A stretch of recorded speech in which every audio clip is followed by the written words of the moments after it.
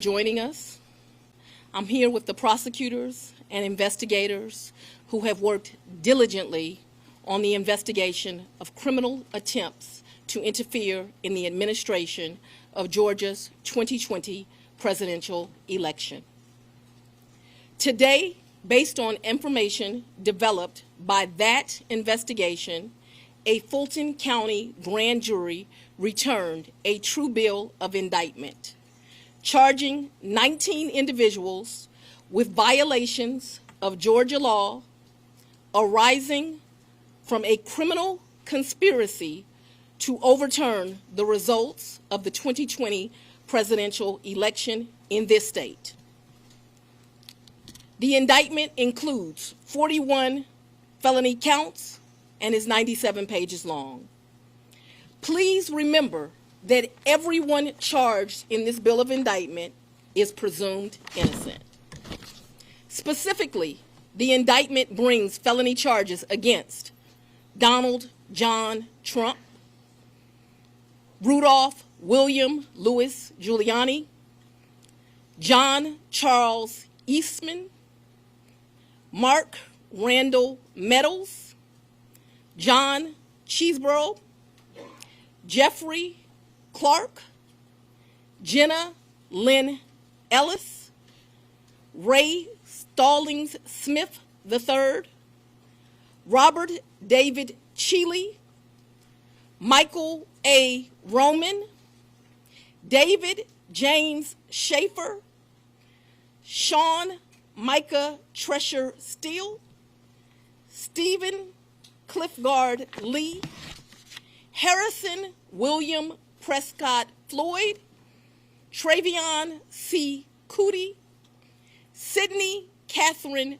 Powell, Kathleen Austin Latham, Scott Graham Hall, and Misty Hampton, also known as Emily Misty Hayes. Every individual charged in the indictment is charged with one count of violating Georgia's Racketeer, Influenced, and Corrupt Organizations Act through participation in a criminal enterprise in Fulton County, Georgia, and elsewhere to accomplish the illegal goal of allowing Donald J. Trump to seize the presidential term of office beginning on January 20th, 21.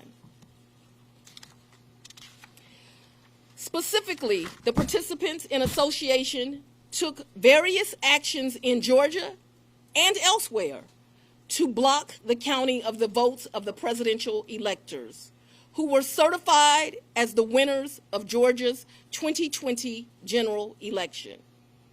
As you examine the indictment, you will see acts that are identified as overt acts and those that are identified as predicate acts, sometimes called acts of racketeering activity. Overt acts are not necessarily crimes under Georgia law in isolation, but are alleged to be acts taken in furtherance of the conspiracy.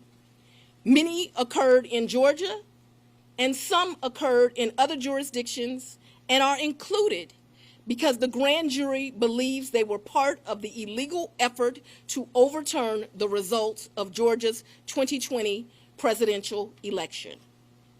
The acts identified as predicate acts or acts of racketeering activity are crimes that are alleged to have been committed in furtherance of the criminal enterprise.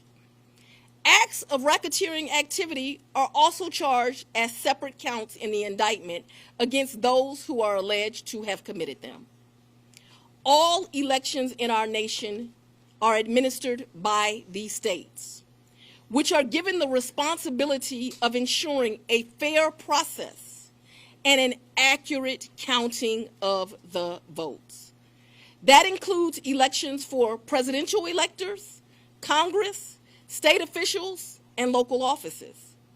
The state's role in this process is essential to the functioning of our democracy. Georgia, like every state, has laws that allow those who believe that results of an election are wrong, whether because of intentional wrongdoing or unintentional error, to challenge those results in our state courts. The indictment alleges that rather than abide by Georgia's legal process for election challenges, the defendants engaged in a criminal racketeering enterprise to overturn Georgia's presidential election result.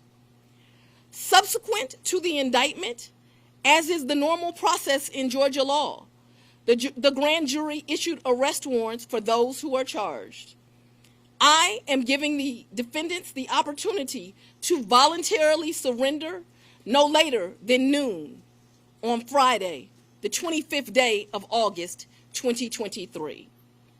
I remind everyone here that an indictment is only a series of allegations based on a grand jury's determination of probable cause to support the charges. It is now the duty of my office to prove these charges in the indictment beyond a reasonable doubt at trial. I would like to take a moment to thank the Superior Court Clerk, Shay Alexander, and her staff for staying late and making sure that this indictment was processed.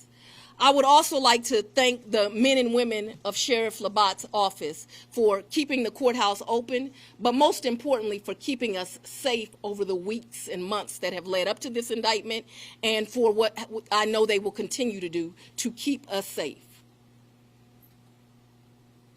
We also want to thank the Atlanta Police Department and other law enforcement partners who have worked with the sheriff to keep us safe. I will now take a very limited number of questions prior to going to sleep. I'll go first. If you don't mind, Savannah 11 to 11 alive. Quick question: can you clarify in Georgia the mandatory minimum when it comes to RICO charges, whether it's servable by probation or how that might play out? The RICO charges has time that you have to serve, so it is not a probated sentence. Madam District Attorney, what's the timetable for the trial? What is the timetable for the trial? Yes. As you know, in this jurisdiction, trials are set by the judges, and so it will be the judge that sets the date of the trial.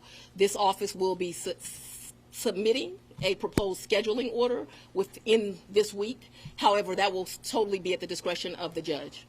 And you want to be you're the fourth person, the fourth jurisdiction now to indict on the law. Do you need to be the fourth one to try him, or could you move it up? Do you want to be the first to try him? I don't have any desire to be first or last. I want to try him and be respectful for our sovereign states. We do want to move this case along, and so we will be asking for a proposed order that occurs a trial date within the next 6 months. Madam District Attorney, earlier today there was a fictitious document according to the Fulton County Clerk's Office that was circulated online with charges against former President Donald Trump. That fictitious document matched exactly the charges that we now see in this indictment. Can you tell us more about that document leak? Because now you have the former president's lawyers who are saying this is emblematic of a serious problem with your office. No, I can't tell you anything about what you refer to. What I can tell you is that we had a grand jury here in Fulton County. They deliberated till almost 8 o'clock, if not right after 8 o'clock. An indictment was returned. It was true billed, and you now have an indictment. I am not an expert on clerks' duties or even administrative duties. I wouldn't know how to work that system, and so I'm not going to speculate. Next question. Have you had any contact with the special counsel about overlap between these cases, and do you intend to try all of these defendants together? Do I intend to try the 19 defendants in this indictment together?